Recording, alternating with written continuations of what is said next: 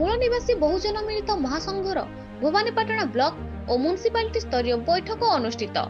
ଭବାନୀପାଟଣା 12/7/2025 ଭବାନୀପାଟଣା କଳାହାଣ୍ଡି ଜିଲ୍ଲାରେ 95% ଦଳିତ ଆଦିବାସୀ ପଛୁଆ ବର୍ଗର ଲୋକ ବସବାସ କରୁଥିଲେ ମଧ୍ୟ ଏହି ବିଶାଳ ସମୁଦାୟକୁ ଆଜି ପର୍ଯ୍ୟନ୍ତ ସାମାଜିକ, ଆର୍ଥିକ ଓ ରାଜନୈତିକ ନ୍ୟାୟ ମିଳିପାରି ନାହିଁ। ମନୁବାଦୀ ବ୍ୟବସ୍ଥା ଜନିତ ଜାତିଗତ ଏକତାର ଅଭାବ, ଜାତି ଜାତି ଭିତରେ ଥିବା ଅସହିଷ୍ଣୁ ଓ ଅସହ୍ୟ ମନୋଭାବ ହିଁ ଏହାର ମୁଖ୍ୟ କାରଣ ଅଟେ।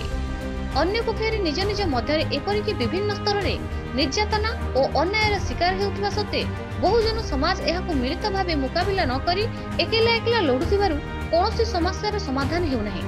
ଘରେ ନିଆଁ ଲାଗିଛି, ସମସ୍ତେ ମିଳିମିଶି ନିଆଁ ଲିଭାଇବାକୁ ହେବ, ଅନ୍ୟଥା ଘର ଜଳି ଧୂଳିସାତ ହୋଇଯିବ।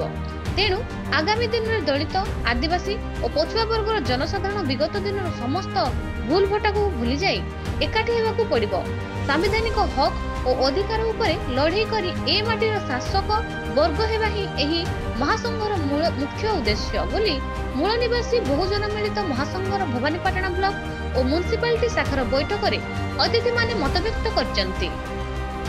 ବିଶେଷ କରି ପଛୁଆ ବର୍ଗକୁ ଶିକ୍ଷା, ନିଯୁକ୍ତି ଓ ରାଜନୈତିକରେ ଜନସଂଖ୍ୟା ଅନୁସାରେ 54% ସଂରକ୍ଷଣ ନ ଦେବା, ଦଳିତ ନିର୍ଯାତନା ରଖିବା, ଆଦିବାସୀମାନଙ୍କୁ ଭୂମି ଅଧିକାରରୁ ବଞ୍ଚିତ କରିବା ଭଳି ଅନେକ ଅନ୍ୟାୟର ଶିକାର ହେଉଛି ଏହି ସମାଜ ସମୂହ। ତେଣୁ ଏହାକୁ ଗୋଟେ ଜାତି ନୁହେଁ, 3ଟି ବର୍ଗର ଲୋକ ମିଳିତ ଭାବେ ଲଢ଼ିବାର ସମୟ ଆସିଯାଇଛି ବୋଲି ବକ୍ତାମାନେ ମତ ରଖିଛନ୍ତି। ଆଜି ସ୍ଥାନୀୟ ଅମଲା ଭବନରେ ଅନୁଷ୍ଠିତ ଏହି ବୈଠକରେ ମହାସଂଘର ଜିଲ୍ଲା ସଭାପତି ଶ୍ରୀ ସଚିଦାନନ୍ଦ ମହାକୁଡ଼ ସଭାପତିତ୍ୱ କରିଥିବା ବେଳେ ରାଜ୍ୟ ସାଧାରଣ ସମ୍ପାଦକ ଦିଗମ୍ବର ଦୁରିଆ ମହାସଂଘର ଲକ୍ଷ୍ୟ ଓ ଉଦ୍ଦେଶ୍ୟ ଜ୍ଞାପନ କରିଥିଲେ।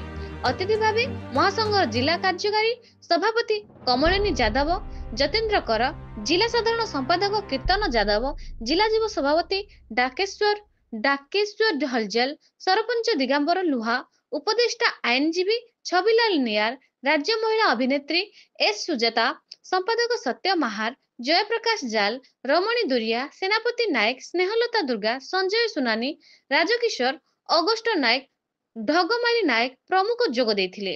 ଏହି ଅବସରରେ ମହାସଂଘର ଭବାନୀପାଟଣା ବ୍ଲକ ସ୍ତରୀୟ କମିଟି ଘୋଷଣା କରାଯାଇଥିଲା।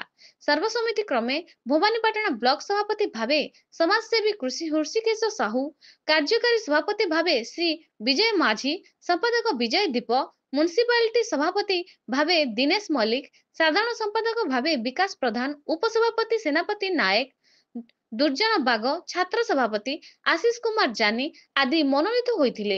ଏହି ଅନ୍ୟମାନଙ୍କ ମଧ୍ୟରେ ସୁଦର୍ଶନ ଦଣ୍ଡସେନା, ଦେବାର୍ଚ୍ଚନ ମାଝୀ, ନୀଳାମ୍ବର ସାହୁ, ଦିଗମ୍ବର ଦୁର୍ଗା, ସନ୍ତୋଷ ପ୍ରଧାନ, ରୂକଧର ମାଝୀ ଓ ଶତାଧିକ କର୍ମକର୍ତ୍ତା ଉପସ୍ଥିତ ଥିଲେ।